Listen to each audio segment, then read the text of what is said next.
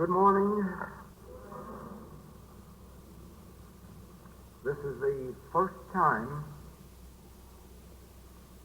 in my experience that I have been asked to talk on the subject of marriage. I've lived it, but this is the first time I've had an opportunity to talk about it.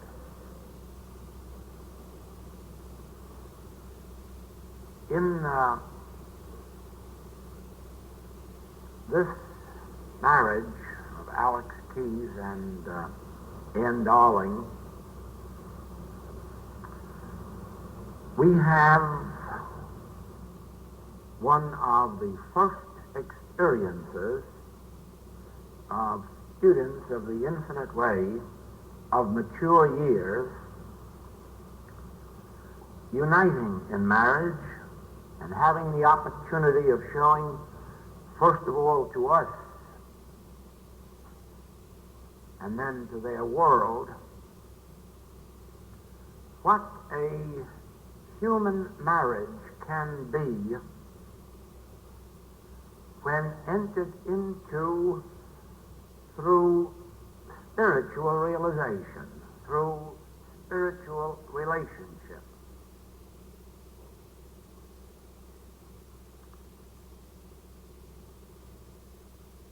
Human marriage itself,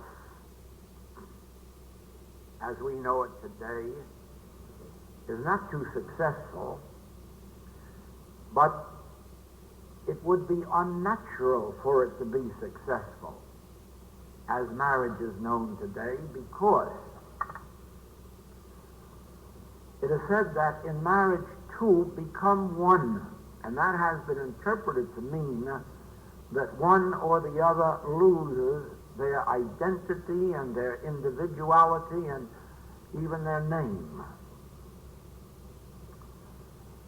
Two becoming one does not mean the separation or the loss of individual identity or individuality. For this is an utter impossibility. An individual remains an individual not only from birth to death,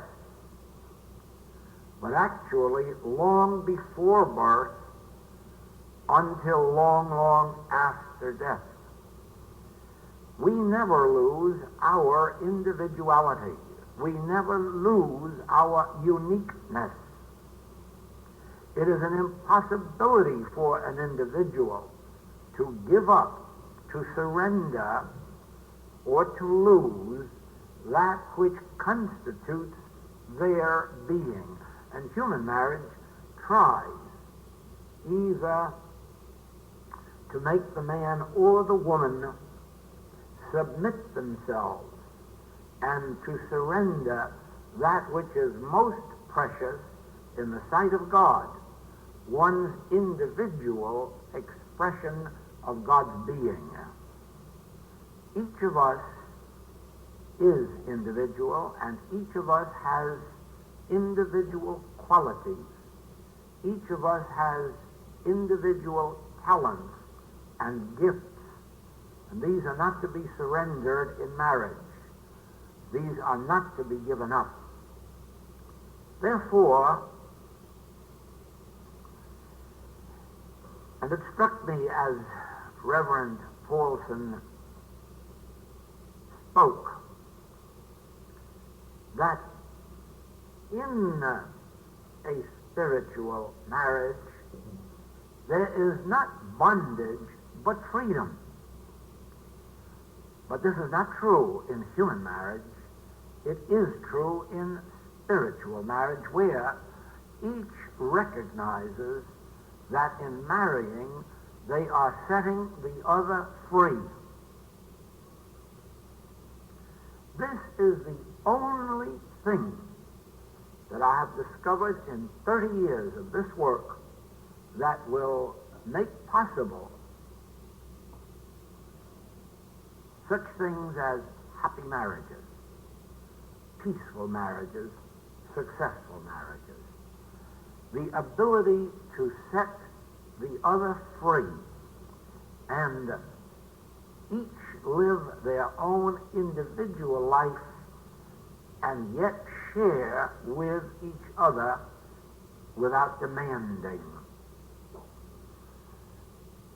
In human marriage, a husband has certain rights and a wife has certain rights, but in a spiritual marriage this is not true.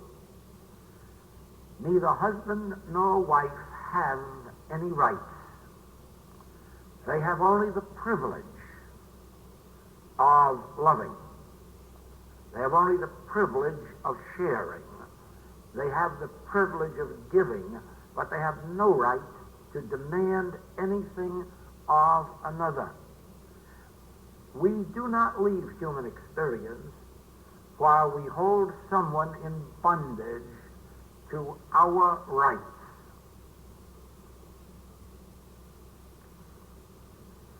In marriage, in the human world, a husband undertakes the support of a wife. Spiritually, a wife never expects this, because it would be giving up her God-given heritage of maintaining in consciousness her union with God, in which she finds her supply. When she does, the husband is free to share without the bondage of being under the impression that he's legally compelled to do something. None of us likes to do anything under compulsion, whether legal compulsion or moral compulsion. But we all enjoy the freedom of giving. This is natural. No wife feels honored in being called upon to fulfill a duty or an obligation. But every woman must feel as every man does, the great joy of giving and sharing spontaneously when it is permitted to be free will, an offering of the heart, not of the law court.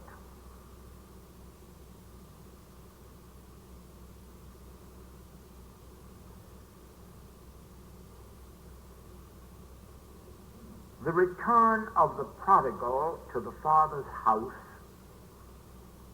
is the mystical marriage, when an individual, under the sense of separation from God, becomes reunited in spirit and finds in the mystical relationship conscious union with God. This is termed the mystical marriage. In other words, man separated from his source is never complete. On the other hand, when an individual finds their conscious oneness with God, they find their oneness with all spiritual being and idea, and this includes every relationship in heaven and on earth. And therefore, the marriage on the human plane is really the consummation of our mystical marriage, our conscious union with God. Without a conscious union with God, no human marriage can endure, because it is not true that in union there is strength, except when we say in union with God there is strength. When we then individually, man and woman, make our conscious contact with God, we have made our conscious union with our husband or wife, with our children, with our neighbors, with our nation, and with the nations of the world. There is no such thing as strength and union unless The relationship first is union with God. Then we are strengthened in our union with each other on every level of human society. Let no one believe that a marriage is a permanent institution which hasn't first been experienced by both the husband and the wife in their conscious union with God. And then this makes a union between them that is impossible to break. Sometimes it is said in marriage ceremony that what God hath joined together, let no man put asunder. And of course you recognize that this is impossible. What God hath joined together, no man can put asunder. It is an indestructible relationship, that which God has cemented, that which God has united. But there is no unitedness, there is no union except in conscious union with God. And if I may say this to you from personal experience, discords have no way of entering the home or the marriage of the couple that unite in meditation frequently. If this life of the spiritual world, of the spiritual activity, has taught me anything, it is this: that where we unite in meditation, a love develops.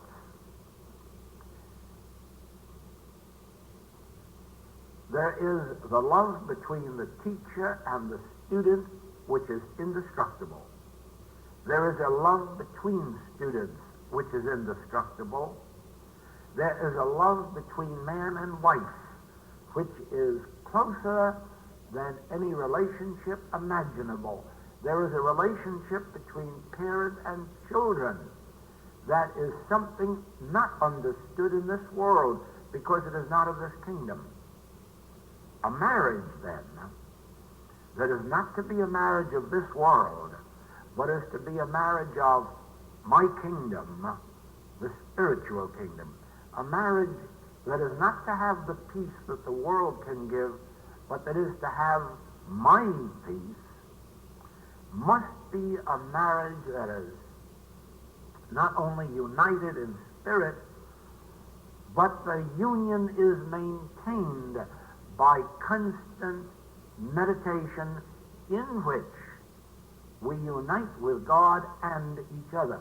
This is the secret of meditation. In meditation, we unite with God.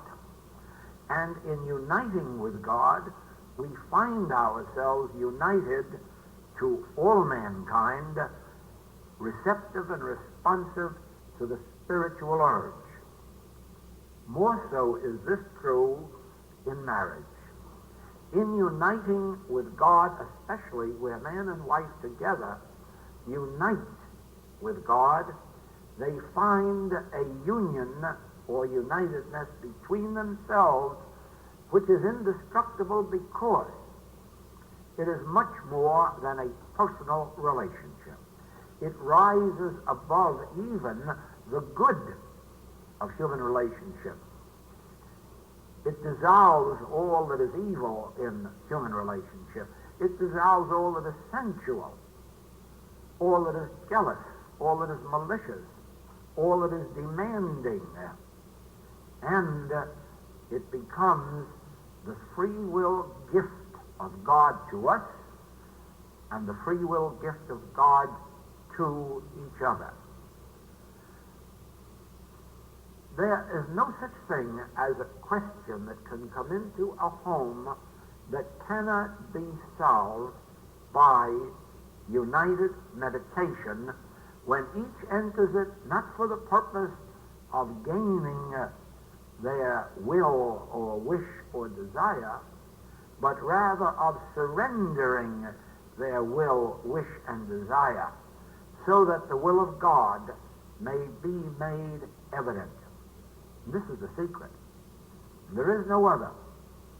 Human relationships on every level of life can be harmoniously maintained.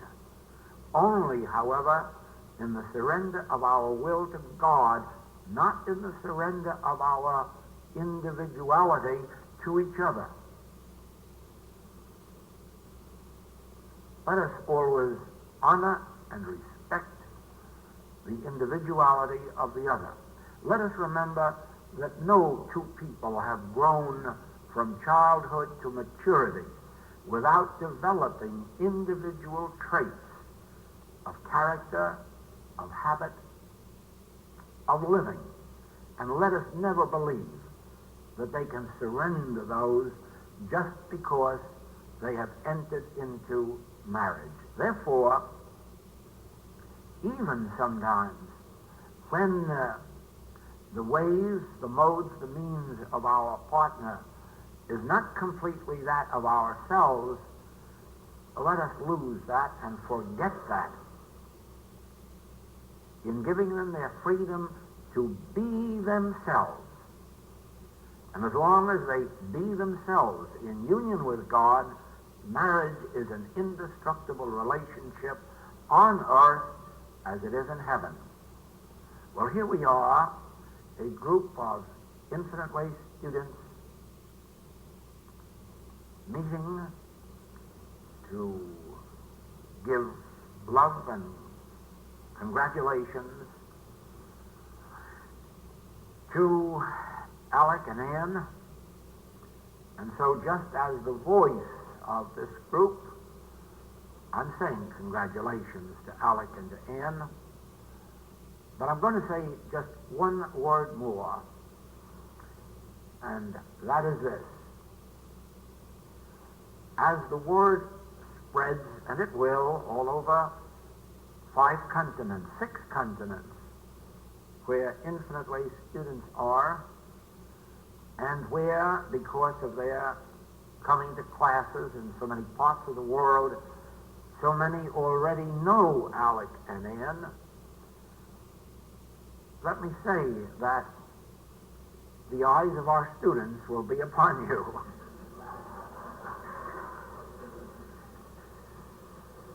And so an additional responsibility will be upon you to remember that you are showing forth what marriage can mean in the infinite way.